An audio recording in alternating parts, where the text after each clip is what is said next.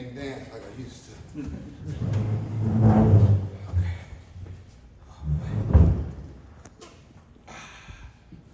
See, microphone check, 1, 2, 1, 2. All good. Yeah, I had no mic. Mike Lowry says we're good.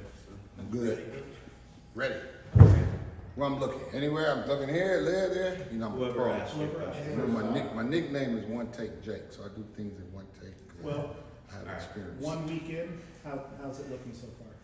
I mean, it's so far just the energy that both sides of the ball, you know, all three phases, because we're doing a lot of stuff in the special team space. Coach Gonzalez has it real organized, and you know, to go against Coach Akina's defensive staff and just the scheme that he put in, it challenges us on offense. But when you have a quarterback like Noah, and then some of the skilled players, T-Mac, our O-line, you know, all those guys returning, it's just been great being able to get out there as a unit.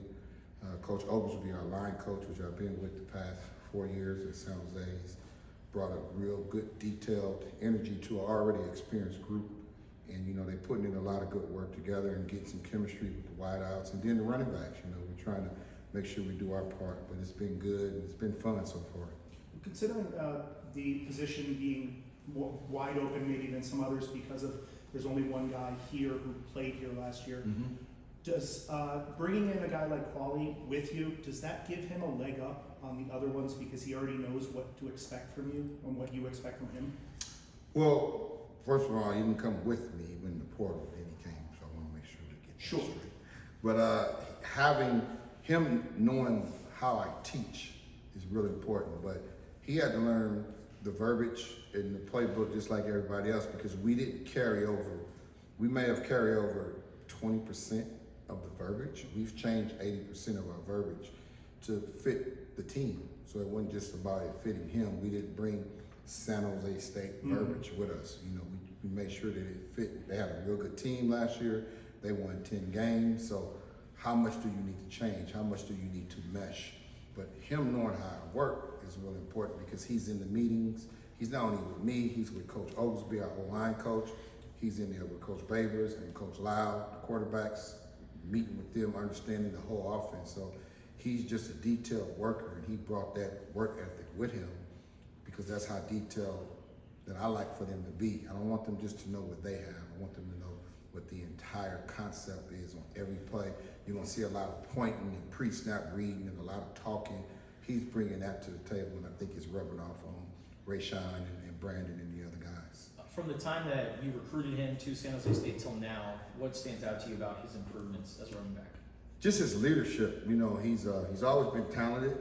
You know, he was, even when he was at, you know, Utah Tech, he was an all-conference player there. And then last year, him and Kyrie being in the top 10 in the country as far as yards per carry, averaging 6 yards a carry, being very unselfish, close to 900 yards rushing, and just understanding what that role was, and then being groomed to be that #1 guy, but also being a leader and a great teammate. You know, he's used to that because he had to share last year with Kyrie, and he's been great with Rayshawn, and we're looking forward to Ja'Cory coming in May as well. So his leadership and just understanding how to work, how to take care of yourself on and off the field. He's off to a great start in school. He's up to a 4.0 already, got all A's since he's been here. He's an honor roll student coming from San Jose. So he just knows how to work, and he makes my job easy. You know, when I have things that I want to relay to them as far as details, I can have him do it. I don't have to be in there. So he's one of them young men that you can kind of count on. He's very mature, not a big talker. But I tell him, you don't lead by yourself. You lead by bringing people with you, and that's one of the things he's done. I believe Speedy had San Jose State as a finalist Yeah. for recruitment. Yeah. So you guys have a connection that goes way back. How's that been, and how do you envision his role? It's ironic because if you watch the Army All-American game, he had the Arizona hat, San Jose State hat, and the Louisville hat. And we actually thought we had him. You know, he was very #1 recruit on my board at that time, had an opportunity to recruit him out of St. John Bosco. He was a 10-3 sprinter. So everything about him, I knew his strengths and weaknesses, and was looking forward to working with him.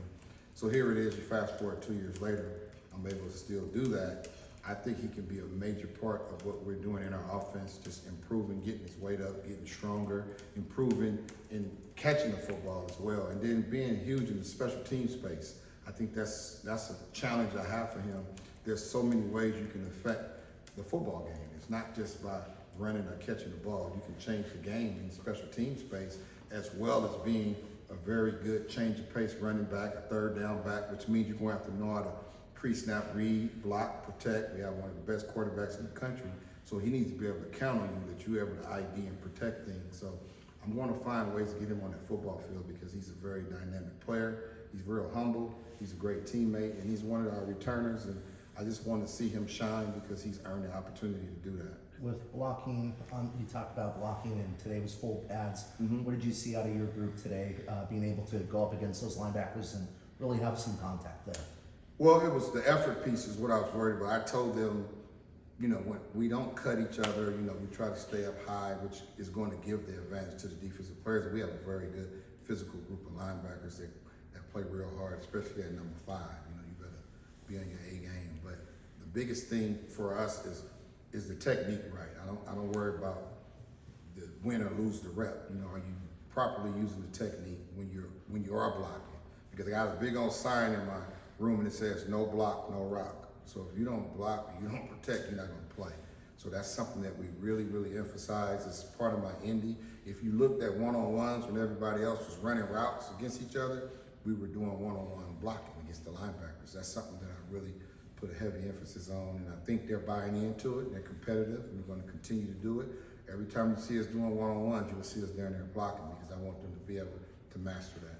I've also noticed that you've been doing some ball security in drills as well. How much do you emphasize ball security? Oh, that's number one. Coach Brennan, that's number one. That's a big thing. In 2020, we was number one in the country. We had 0 fumbles on the season. We was the only team, tied for first in the country in that area. And 21 and 22, if you look at the track record where we came from, we've always been in the top 3 in the country as far as not losing fumbles and making sure that that's something that we emphasize. Coach Brennan is a really, really big, when it comes to that space, that's one of the big emphasis. Myself and Coach Matt Atkins, which is our tight end coach, we're responsible every day to come up with a different type of ball security drill. And it's a team effort though, all the coaches buy in. We make sure that ball is chin, high and tight. We have our own little language that we use for that, but it's something that we're going to bring with us from where we were to over here. I don't even know what the numbers were last year as far as lost balls, lost fumbles. We just want to make sure that's something that you see every day. It's going to be a premium, especially in the running back room. That's going to be something you're going to hear me. If you want to hear me yell, you see a ball on that ground. That's when you really see me. But we really, really take pride in making sure that we take care of the football. Are gone are the days of the 30 carry per game guy that you need to mix it up? Is that just not a thing anymore? Is there just more value in having 3 guys that you split it with? Well, it's just the wear and tear. I think a lot of people don't understand. They've devalued the running back, which is mind-blowing to me, because they're the only person every play there's something going on physically. Whether they're running the ball, getting tackled, whether they're running a route, getting tackled, whether they're blocking a 230, 40-pound linebacker, exerting their bodies, or whether it be catching a screen play and taking it, for a touchdown. Anything they're doing physically, there's something involved with them, and they have to know not only the run game, they got to be able to know everything in the concept. And as far as the pass game is concerned, they got to be able to protect the quarterback. They got to be able to ID with all this fire zones and corner cats and all that stuff going on now in football. They got to be able to know that stuff, and that's something that in my background, I've coached on both sides of the ball, so that's one of the first things we do. My teachings is making sure that they understand the entire defense and what we have, not just from the running back perspective, but what everybody has. So we have a great staff, and we love doing things together. You'll see us spend a lot of time with the offensive line because we want to speak their language and understand what we're doing. Ja'Cory still at New Mexico. Are you allowed to communicate with him, get him up to speed with what you guys are doing? Well, he signed with us. We talk. He graduates. He actually texted me today a picture of his graduation announcement thing. He's about to graduate in May. He'll walk the stage. I think on his break, he's probably gonna come up and watch practice and stuff. But I'm excited about him. He's He's a kid that's raw with a lot of talent. Him and Quali have played against each other, so now they'll be playing with each other. One more You know, question. just to be able to get him and learn the offense. You know, he's going to be a little behind because he's not here, but we talk a lot just to make sure he understands he's a part of this. He's not separate. He's part of the backfield. You don't see him out there, but he knows he's coming, and the players know he's coming. You know, they're open to the competition. He's open to the competition. We're excited to have him on our side, and it's my job to get him coached up so he can help us week 1 against New Mexico.